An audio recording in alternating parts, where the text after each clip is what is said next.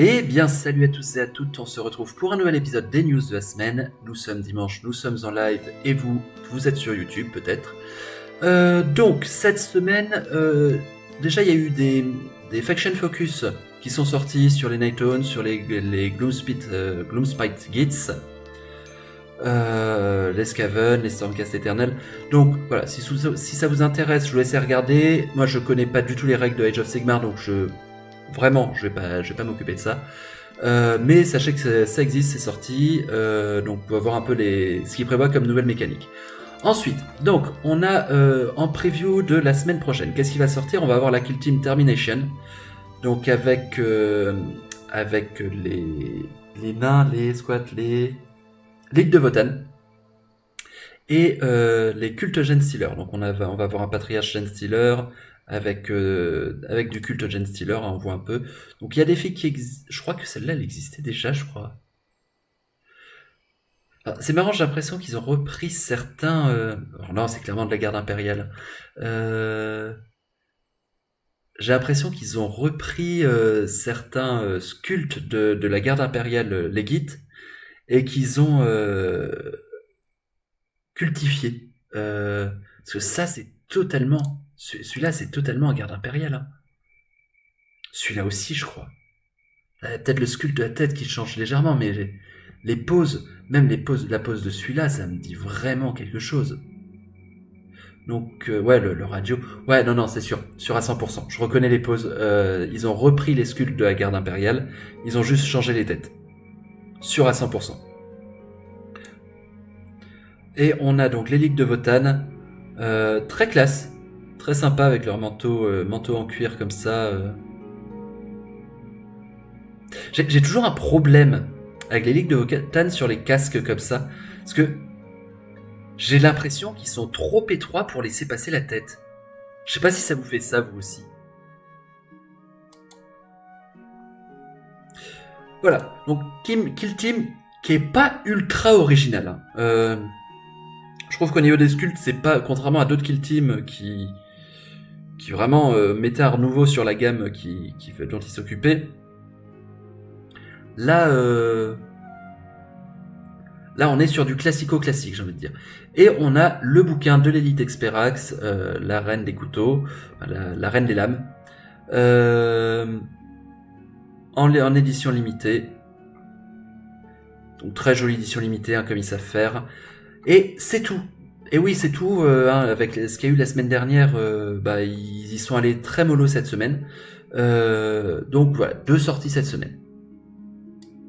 Ensuite, voilà, il y a eu un petit community painting sur la boîte des Dark Oath avec des super jolies choses. Donc on a celui-là de Virginia Rosenberg qui est très très beau. Donc ça c'est clairement de l'aéro, hein, sur l'armure. Pareil là, l'espèce de glyphe lumineux sur la patte du machin, c'est à l'aéro aussi que ça a été fait. Mais c'est maîtrisé, quoi. C'est maîtrisé et c'est pas juste un coup d'aéro. Derrière, elle repasse pour faire les scratchs, pour faire les damage battle. Le socle en glace, il est très sympa. Très très bien fait, le socle glacé. On a celui-là aussi qui est vraiment sympa, un peu style Night Lord, je trouve. Avec une bestiole un peu albinos. La cicatrice. Là, j'aime bien parce qu'on a vraiment 2 parties pris. Là, on a parti pris de c'est une glyphe lumineuse.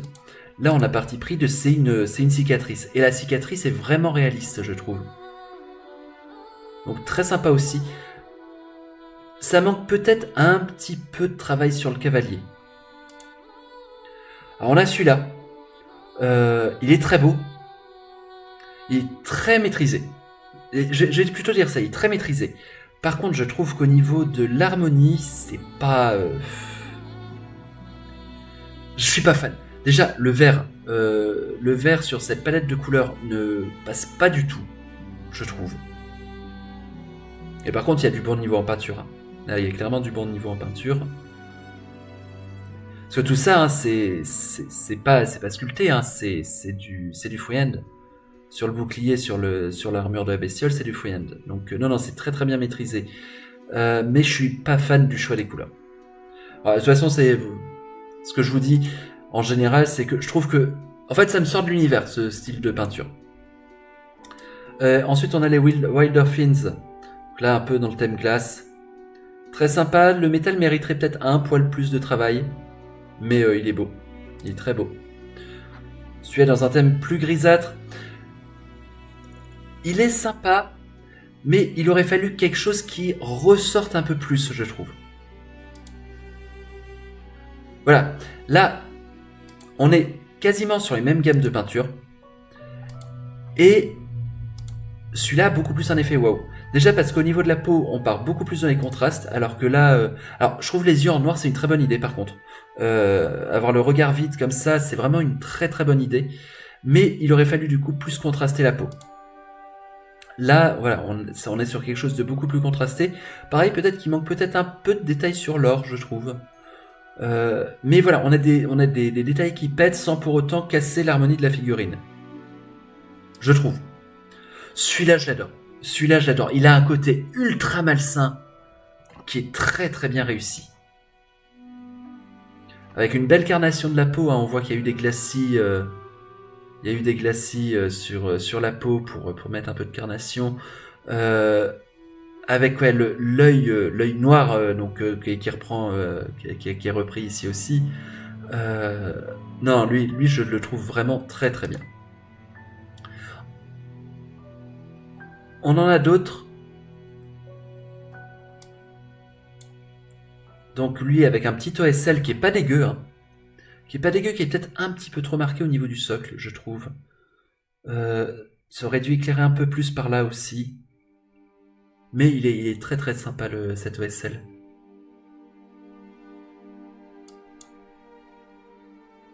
Alors là, petit défaut sur le montage, on voit trop la marque de la pièce, je trouve. Vraiment trop. Il me semble pas qu'on le voit autant sur les autres. Ouais, non, regardez, là on voit pas. Là on voit pas du tout. Là un petit peu, mais ça va. Là on le voit pas du tout.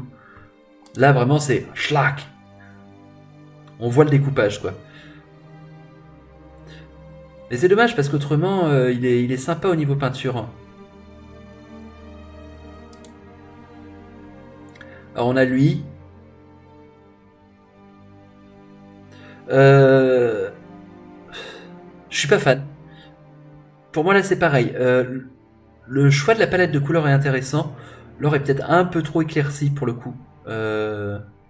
Ou trop brut. On passe trop rapidement d'une teinte à l'autre. Mais par contre pas assez de contraste sur la peau. Lui aussi j'aime bien, il fait assez maladif. Très malsain. Non, il est assez chouette lui aussi. Ouais, non, lui il est bien. Ouais, et en vrai, ils sont tous plutôt très bien. Et maintenant, enfin, sur les Dark Horse en eux-mêmes. Donc on a ça d'abord, Alison Kersley, qui est plutôt chouette. Hein. On est sur de la peinture classique, mais efficace. La bannière est plutôt très très bien réussie. Le métal de hache est bien traité. Alors là, il faudrait le voir sous un autre angle, je pense. Par contre, ouais, le cheval, je suis pas fan.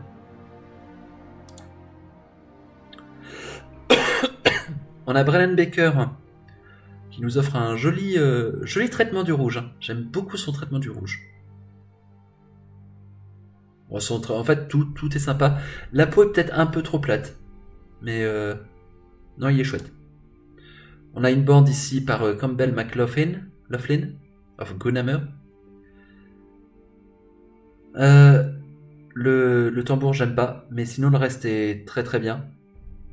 On a des beaux contrastes. On a...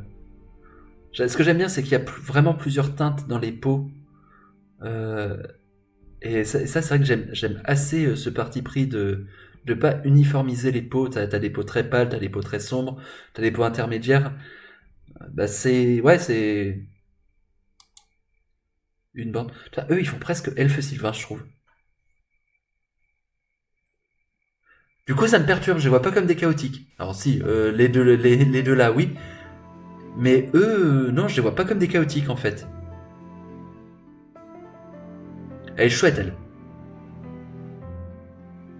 Lui, il est très très chouette aussi, hein, avec la cape tachée de sang, enfin, il est ultra malsain aussi.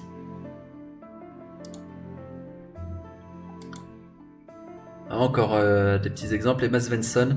Voilà, bon, l'utilisation du turquoise sur ce type de figurine, moi je suis pas fan personnellement. Alors autant sur le tatouage, c'est assez fluff, c'est très inspiré des Pictes, hein, qui se peignaient avec des peintures bleues, qui se peignaient le corps avec des peintures bleues, des peintures de guerre bleues.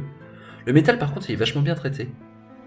Et en fait, il y a un truc qui me dérange sur la peau, j'ai l'impression que ça a été fait au brossage à sec. Parce que je trouve qu'on dirait presque du tissu en fait la peau. La texture de la peau, on dirait presque du tissu. Lui, il est très chouette. Vraiment, alors la peau pour le coup, elle est super bien maîtrisée. Tout est super bien maîtrisé. Regardez-moi les épaulières, là, le travail qu'il y a sur le cuir rouge des épaulières, ça c'est pas évident à faire. Hein. Le non-métallique métal sur la hache, il est très bien traité. Les, les, les poils, les cheveux, super aussi. Le bouclier, j'aimerais bien le voir sous un autre angle. Alors, on a des beaux contrastes. Celle-là, c'est une figurine qui est. Le mec là, le Thor Intaransson, pardon, excusez-moi, il maîtrise son sujet, hein, clairement. Assez sympa. Assez sympa, alors je saurais pas dire pourquoi, j'ai l'impression qu'il y a un manque de lisibilité sur la figurine. Peut-être que la partie haute du cavalier ne ressort pas assez par rapport au cheval. Le socle, j'aime beaucoup son socle par contre. Utilisation de pigments, ça me semble évident. Peut-être un petit peu trop ici, mais non, le socle est très très bien.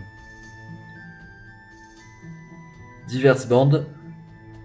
Enfin, une bande. Le côté picte hein, avec les visages peints revient régulièrement quand même.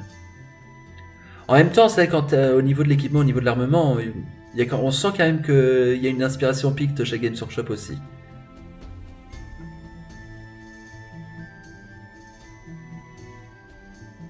Elle est chouette. Elle est chouette cette bande.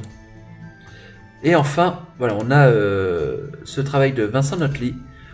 Moi, c'est ce que j'appelle des exercices de style, c'est-à-dire prendre une gamme de figurines et essayer plein de schémas de couleurs différents. Il y en a qui sont plus satisfaisants que d'autres à regarder. J'aime bien celui-là. Il y a une belle maîtrise de la peinture. Et voilà, c'est tout. Et du coup, c'est tout pour la vidéo d'aujourd'hui, puisque très très peu de choses, très très peu de nouvelles choses aujourd'hui. Ce qui est pas étonnant, hein, étant donné ce qui nous avait sorti la semaine dernière avec les annonces de Radscaven et etc. Donc voilà pour aujourd'hui, c'est tout. Si la vidéo vous a plu, n'hésitez pas à lâcher le petit pouce bleu, le petit commentaire, n'hésitez pas à vous abonner à la chaîne. Et moi je vous retrouve très vite pour un nouvel épisode des news de la semaine. Salut, bye bye.